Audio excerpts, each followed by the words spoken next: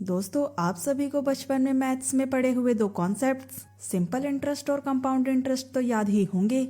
और ये भी याद होगा कि जब भी इन दोनों में से किसी एक की प्रॉब्लम सॉल्व करने की बात आती थी तो ज्यादातर हम सभी सिंपल इंटरेस्ट को चुनते थे, क्योंकि इसका फॉर्मूला और कैलकुलेशन बहुत ही इजी होता था। और जब बारी कंपाउंड इंटरेस्ट की आती थी तो सभी बच्चे अक्सर या तो फॉर्मूला ही भूल जाया करते थे या फिर कैलकुलेशन करने में कोई ना कोई गलती कर देते थे। और दोस्तों, यही वजह थी ज्यादातर बच्चे कंपाउंड इंटरेस्ट वाले प्रॉब्लम्स की जगह सिंपल इंटरेस्ट वाले प्रॉब्लम्स को सॉल्व करना ज्यादा पसंद करते थे। लेकिन उससे हुआ ये कि धीरे धीरे ये हमारी आदत बन गई और आज जब हम पैसों के संबंध में रिटर्न इंटरेस्ट की बात करते हैं तो हमारे दिमाग में सिंपल इंटरेस्ट वाली कैलकुलेशन ही चल रही होती है। हम ये सोच ही नहीं पाते हैं कि हमारा पैसा कंपाउंड इंटरेस्ट से भी बढ़ सकता है, क्योंकि इसका नाम सुनते ही हमारा दिमाग तो बंद हो जाता है। और दोस्तों, यही वजह है कि हम ज्यादातर इंडियंस आज तक कंपाउंडिंग से बेहतरीन चीज को समझ ही नहीं पाए हैं। जब सारी दुनिया इसके पावर का यूज करके अमीर बन रही है, तब हम सब मिडिल क्लास लोग बैंक से 2-4% का रिटर्न लेकर खुश हो रहे हैं। दोस्तों, ऐसे में अगर आप सच में अमीर बनना चाहते हैं तो आपको पावर ऑफ कंपाउंडिंग को समझना होगा। अपने माइंड से ये बोलो कि सिंपल नहीं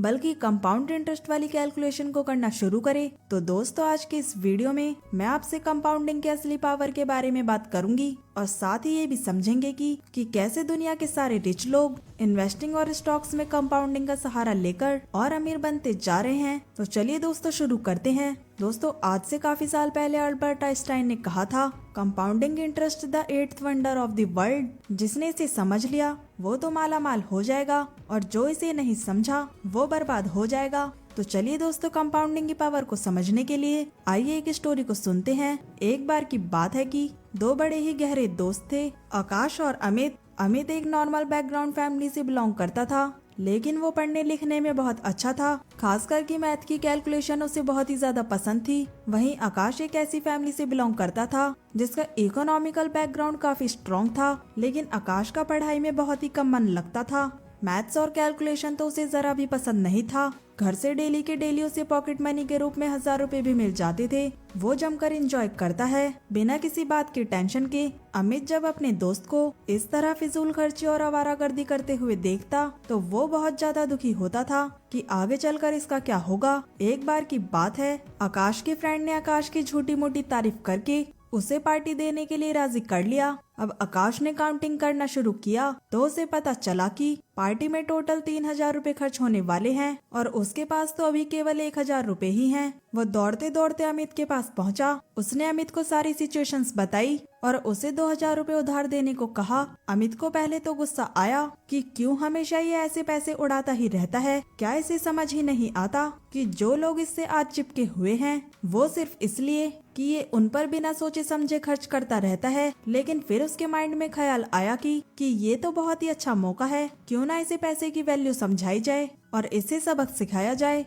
अमित जो पैसे अपने गिटार खरीदने के लिए जोड़ रहा था उन्हें देने के लिए वो राजी हो गया, लेकिन पैसे देते समय उसने आकाश के सामने एक शर्त रखी थी कि जब तू ये सारे पैसे मुझे रिटर्न करेगा तो मुझे सारे पैसे एक साथ नहीं देगा, तू मुझे रोज 1-1 रुपए करके दिया करेगा। लेकिन ध्यान रहे, कल अगर तूने मुझे 1 रुपए दिया है तो परसों तो मुझे डबल देगा, यानी कि 2 रुपए। फिर अगले दिन तू मुझे उसका डबल देगा, यानी कि 4 रुपए। ऐसे करके तू हर रोज डबल करता जाएगा 30 दिनों तक। आकाश के ये बात सिर के ऊपर से निकल गई। वो बोला कि तुझे जैसे चाहिए ले लेना, इतनी टेंशन क्यों ले रहा है, ला फटाफट मुझे 2000 रुपए दे दे, पार्टी के लिए मुझे लेट हो रहा है। अमित ने 2000 रुपए निकाले और आकाश उन्हें लेते ही फरार हो गया। फिर आई अगले दिन की बारी, जब आकाश ने अमित को 1 रुपए दिया और दूसरे दिन आकाश ने 2 रुपए दिए, फिर तीसरे दिन 4 रुपए दिए। दोस्तों, स्टार्टिंग में तो उसे कोई फर्क नहीं पड़ा, लेकिन जब 12वें दिन आते आते अमाउंट 2000 से 48,000 रुपए तक पहुंच गया, तब आकाश की परेशानी बढ़ने लगी,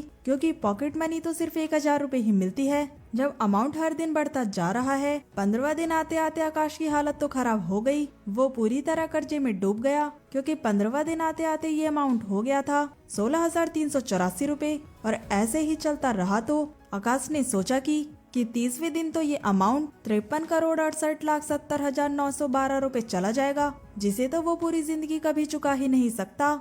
जिसे देखकर आकाश एकदम पागल सा हो गया। वो अमित के पैरों में जाकर गिर पड़ा। भाई मुझे माफ कर दे, मैं तेरा कर्जा नहीं चुका पाऊंगा।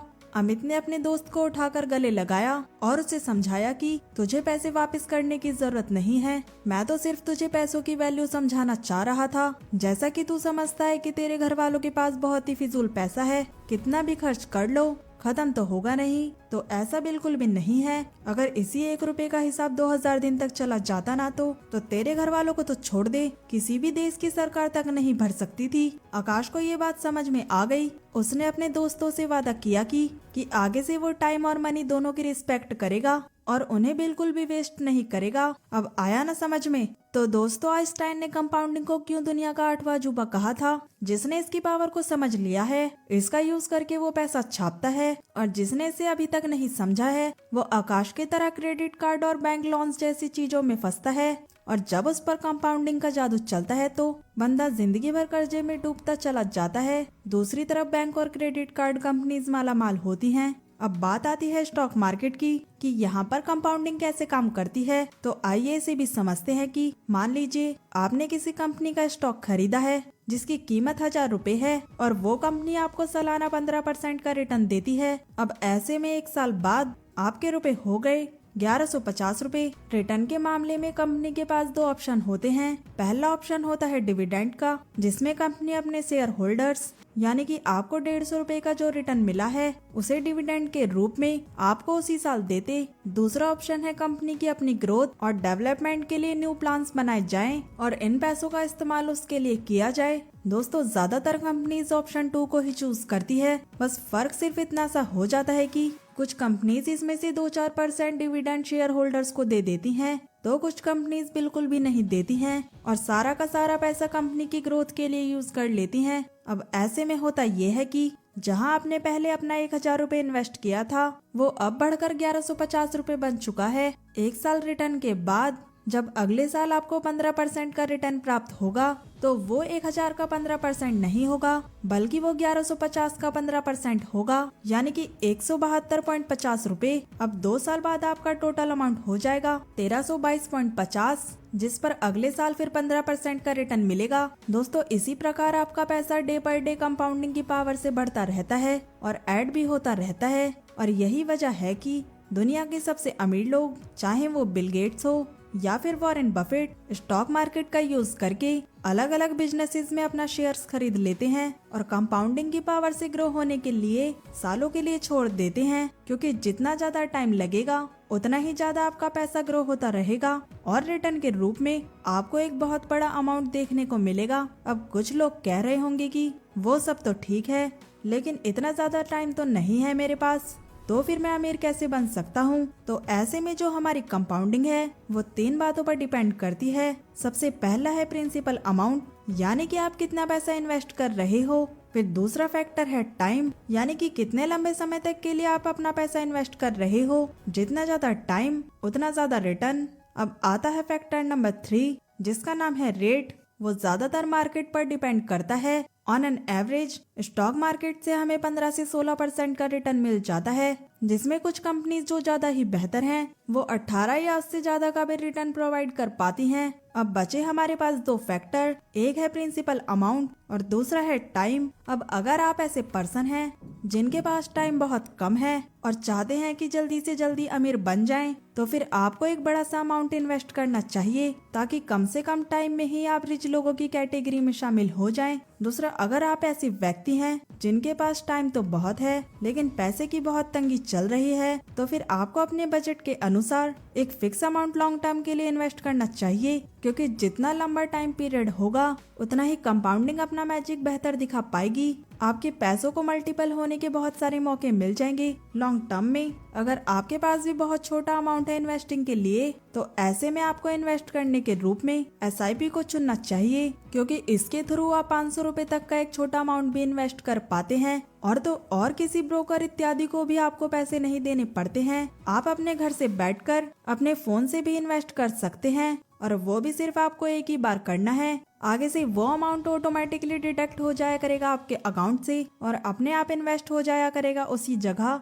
तो दोस्तों, अगर आपने अभी तक अपना डीमेट अकाउंट ओपन नहीं किया है तो अभी ओपन कर लीजिए। आपको लिंक डिस्क्रिप्शन बॉक्स और फर्स्ट कमेंट में दी गई है। इसके अलावा अगर आप ऐसे व्यक्ति हैं जिनके पास टाइम भी है और पैसा भी अच्छा खासा है तो वेट करना बंद कीजिए और इन्वेस्ट करना शुरू कीजिए, क्योंकि सोचिए जब एक छोटा सा अमाउंट लॉन्ग टर्म के लिए इन्वेस्ट करने पर करोड़ों में पहुंच जाता है, तो जब आप शुरुआत से ही एक बड़ा अमाउंट लॉन्ग टर्म के लिए इन्वेस्ट करेंगे तो आपका तो रिटर्न इतना होगा कि लोग उसे गिन तक नहीं पाएंगे और आप हमेशा के लिए फाइनेंशियली फ्री हो जाएंगे। बिल्कुल वॉरेन बफेट की तरह वो भी इसीलिए अचीव कर पाए हैं क्योंकि उन्होंने अपनी इन्वेस्टमेंट जर्नी बहुत ही छोटी एज से शुरू कर दी थी और ऐसे में कंपाउंडिंग को पूरा खेलने का मौका मिल गया और वॉरेन बफेट बन गए दुनिया के सबसे अमीर व्यक्तियों में से एक। तो दोस्तों, आप भी जल्दी से जल्दी अपनी इन्वेस्टिंग जर्नी को शुरू कीजिए और इन्वेस्टमेंट से जुड़ी जानकारी के लिए देखते रहिए हमारे YouTube चैनल पैसे की वैल्यू को। दोस्तों, वीडियो पसंद आई है तो वीडियो को लाइक करें और कमेंट करके जरूर बताएं और चैनल को सब्सक्राइब करना ना भूलें। सो मिलते हैं नेक्स्ट वीडियो में।